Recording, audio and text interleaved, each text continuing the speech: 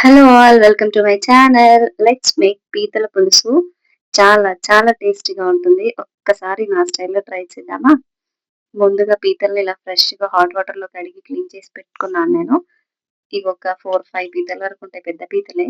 ఇప్పుడు ఒక పెద్ద ఆనియన్‌ని 2 ఆనియన్స్, ఒక 4 పచ్చిమిర్చి ఇలా పేస్ట్ చేసి పక్కన పెట్టుకోవాలి. ఇప్పుడు అదే మిక్సీ జార్‌లో ఒక 2 పెద్ద సైజ్ టొమాటోల్ని కూడా పేస్ట్ చేసి పక్కన ఉంచుకుందాం. ఇప్పుడు పాన్ పెట్టి ఆయిల్ వేసి కొంచెం ఆయిల్ ఎక్కువగానే పడుతుంది. బికాజ్ పీతలు కదా! నీచు వాసన రాకుండా ఉంటుంది. ఇప్పుడు దీంట్లో కొంచెం సాజీర వేస్తున్నాను. మీకు నచ్చితే ఇంకా హోల్ స్పైసెస్ కూడా వేసుకోవచ్చు. ఇప్పుడు పేస్ట్ చేసుకున్న ఆనియన్‌ని కూడా వేసి దగ్గర పడనిద్దాం. మరీ అంత దగ్గర పడాల్సిన అవసరం లేదు. ఎందుకంటే మనం చేసేది పులుసే కాబట్టి కొంచెం పచ్చి వాసన పోయేంత వరకు ఉంచి ఇలా మధ్య మధ్యలో కలుపుతూ ఉండాలి అడుగంటకుండా. ఈ కర్రీ అంతా మీడియం ఫ్లేమ్‌లోనే కుక్ చేసుకోవాలి. మీడియం ఫ్లేమ్‌లో కుక్ చేస్తేనే బాగా కుక్ అవుతుంది. ఇప్పుడు 2 పచ్చిమిర్చి చీలికలు అండ్ ఒక 2 రెబ్బల కరివేపాకును కూడా యాడ్ చేసుకొని ఒక్కసారి మళ్ళీ కలుపుకుందాం. ఇప్పుడు ఇలా ఆయిల్ మంచిగా పైకి కనిపిస్తుంది గదా! ఈ స్టేజ్‌లో మనం ఒక స్పూన్ ఆఫ్ అల్లం వెల్లుల్లి పేస్ట్‌ని కూడా యాడ్ చేద్దాం. ఇప్పుడు యాడ్ చేసిన అల్లం వెల్లుల్లి పేస్ట్‌ని కూడా మంచిగా మిక్స్ చేసుకోవాలి. ఇలా మొత్తం అంతా మిక్స్ అయిన తర్వాత అల్లం వెల్లుల్లి పేస్ట్, ఆనియన్స్ మొత్తం పచ్చి వాసన పోయి కొంచెం ఆయిల్ పైకొస్తుంది అనిపించినప్పుడు మనం దీంట్లో ఒక స్పూన్ ఆఫ్ పసుపును కూడా యాడ్ చేద్దాం.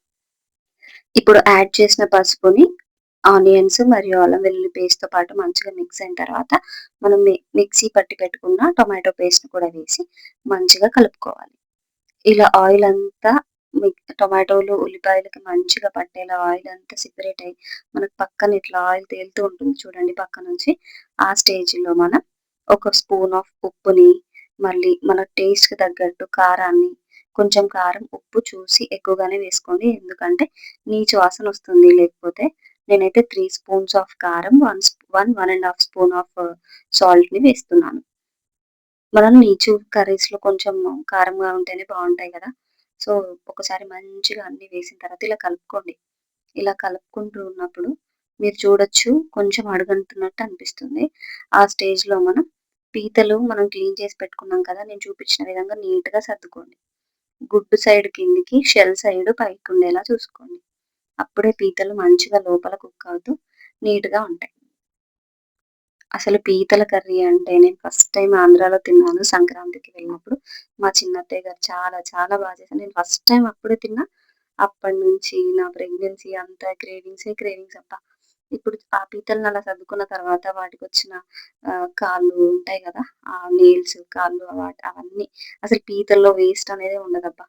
ఇప్పుడు ఆ కర్రీ పైన వేడి నీళ్ళ మూత ఆవిరి కోసం పెట్టేసుకుందాం. మధ్య మధ్యలో ఒకసారి తీసి ఇలా కలుపుకోవాలి. అడుగంటుతుంది చూసుకోవచ్చు.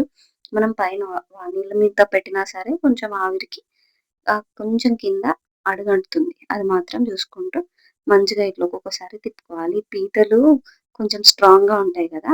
అయినా బట్ ఉడకడానికి అంత గంటలు గంటలు టైం ఏం పట్టదు. బట్ చాలా టేస్టీగా ఉంటుంది. ఒక్కసారి మీరు తిని టేస్ట్ చేశారంటే పక్కా మళ్ళీ మళ్ళీ చేసుకోవాల్సిందే. అయితే నేనిప్పుడు ఒక పెద్ద నిమ్మపండు సైజు చింతపండు నానబెట్టుకొని ఆ గుజ్జుని తీసి పక్కన పెట్టుకున్నాను. అది కూడా యాడ్ చేసుకుంటున్నాను. అండ్ ఒక 700 ml వాటర్‌ని కూడా యాడ్ చేసుకోవాలి.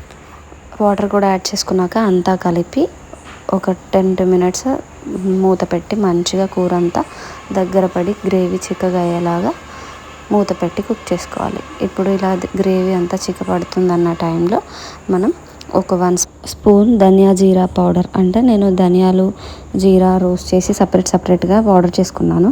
సో ఫస్ట్ జీరా పౌడర్ యాడ్ చేస్తున్నాను ఒక 1 స్పూను.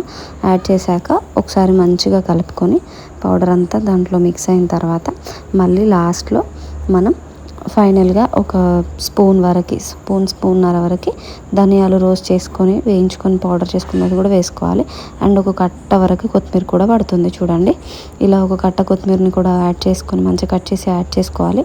యాడ్ చేసుకొని ఒక 2 మినిట్స్ పెద్ద మంట మీద మగ్గించుకున్న తర్వాత ఆఫ్ చేసుకొని ఒక 15 మినిట్స్ తర్వాత సర్వ్ చేసుకుంటే ఎంతో టేస్టీ అయిన పీతల పులుసు రెడీ. మీరు ట్రై చేసి మీకు ఎలా కుదిరిందో నాతో షేర్ చేసుకోవడం మర్చిపోకండి. Do like, share and subscribe.